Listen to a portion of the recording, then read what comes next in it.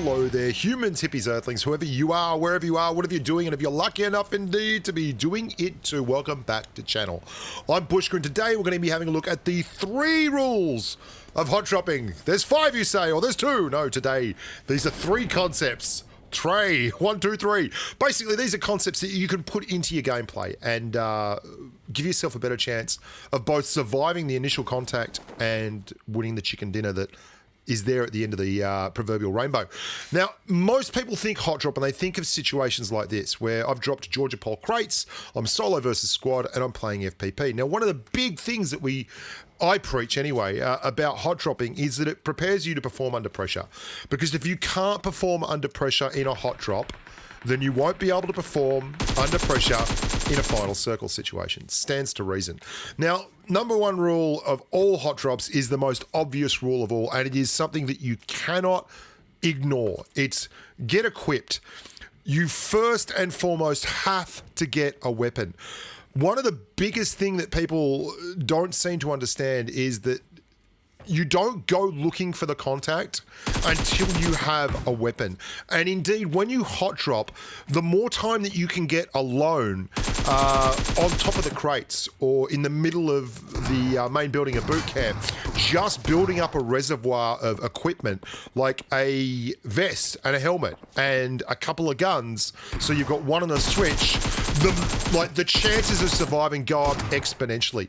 And I'm going to show you this game where you can see the mayhem and the madness of knocking people and smoke and multiple squads involved.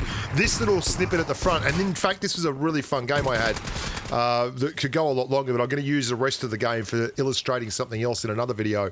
And then this game where I've dropped the same kind of concept, Novo crates, I've managed to get great gear because I dropped in an area that all the gunfights went on further down in the south. And this is the squad that won those gunfights. They're now pushing up towards here. While they were all having a fight, I was like, happy days. I'm just going to loot up, get prepped, and get ready for bear because they will be coming in this direction. And I am going to then do number 2, rule number 2. Okay, and this is going to be one that you really, really have to pay attention to. You need to absolutely 100% cut these down into bite-sized chunks. If you are in a hot drop situation, you only want to take the engagement one small piece at a time. Sometimes you are forced to do more than that, and that's great. But you can see I have turned this from a 4-man versus 1-man situation to 2 separate single-person engagements.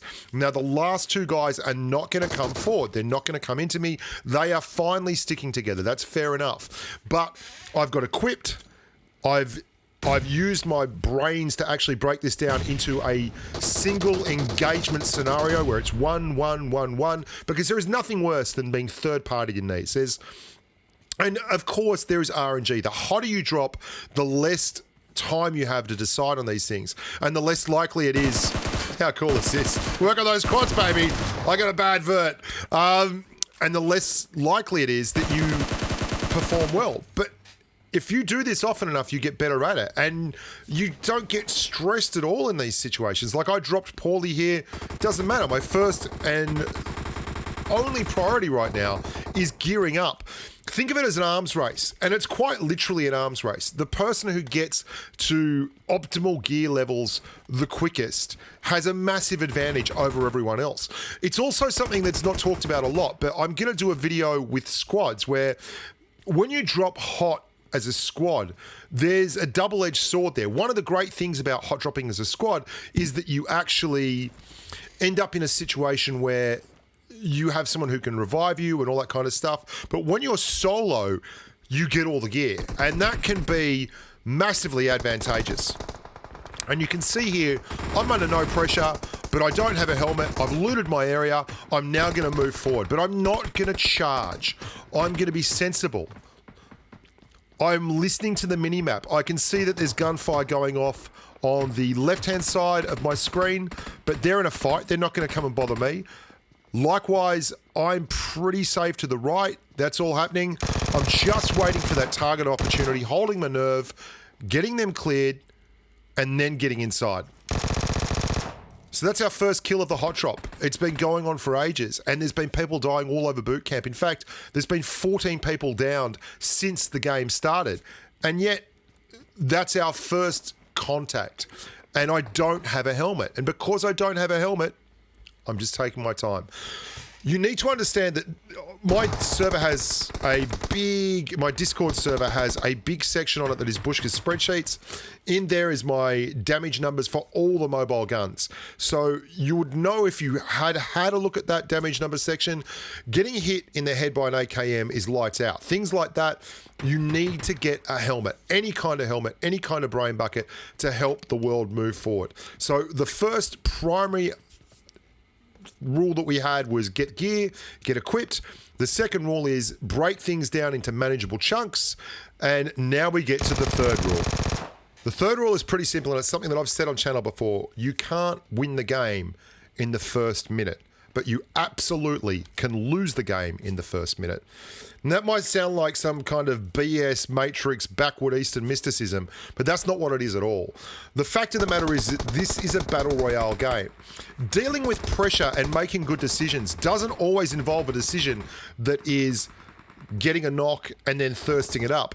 Quite often it involves a decision where you look to the left and figure everyone out there is dead. The odds of everyone being dead out there are pretty freaking good. Maybe, just maybe, I can thirst up a little target over here or look at a little target over here and I'm pretty safe and I don't have to worry too much about things. And I can wait for the game to come to me. And then you get to do things like this, which is bloody lovely. You hear people moving around. They've absolutely, like, they think the place is safe. It's cool. There's been no one spotted or shooting in here for ages. They can't see any footsteps on the minimap. And hello. Now you've got 2 kills and you're building towards something special. You've got to take what the game gives you. There is no substitute whatsoever for good game sense or good battle sense or high IQ or big brain time, whatever you want to call it. You have to take what the game gives you.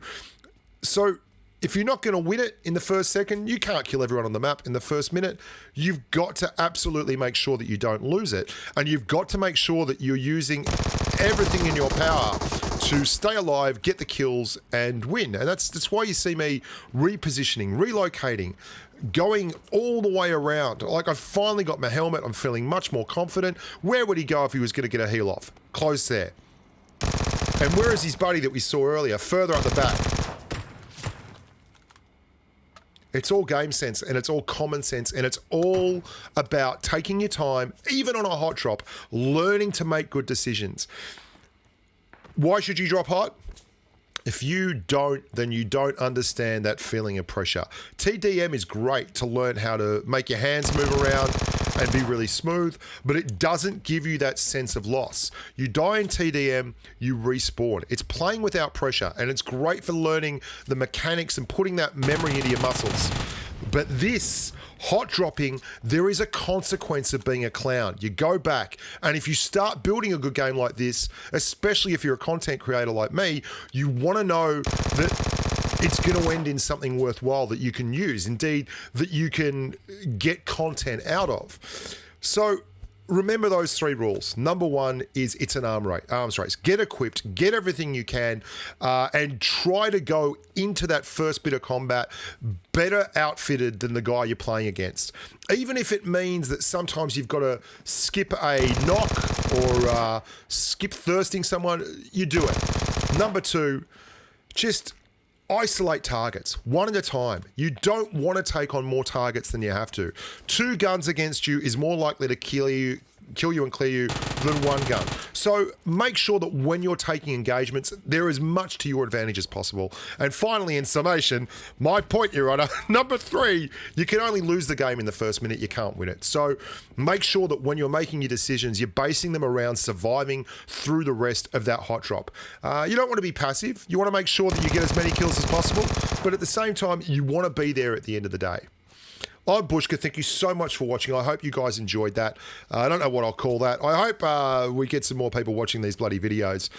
Since the channel went down, I've been all over the world for Sixpence, and I've missed a lot of time uploading. And I think it kind of killed the initial vibe. I was getting 10 or 15,000 views on a good one in its first day, and now my schedule has gone all over the place. And I've got to figure out when I'm going to start dropping the videos regularly, at what time of day, and just build back up this regular daily content crowd, because it's a bit frustrating. I feel like YouTube shagged me for no reason and then has just left me to stumble through the darkness on my own again. Anyway, remember, like the videos, subscribe to the channel. There's lots of live streams going on. The Instagram, we're nearly up to 6,000 followers. At 6,000 followers, we're going to be giving away a bunch of UC to some people. We're going to do that at 7,000, 8,000, 9,000, and 10,000 as well. So tag your mates into those Instagram feeds. I did a live Instagram stream this morning while I was walking the dog, where I answered a lot of questions. I'll be doing more of those. So if you want to follow on Instagram, you get a chance to have a chat to me and ask all those kind of things. And anyway, just be nice to your mum, look after yourselves, and stay safe on the battlefield. Bye for now.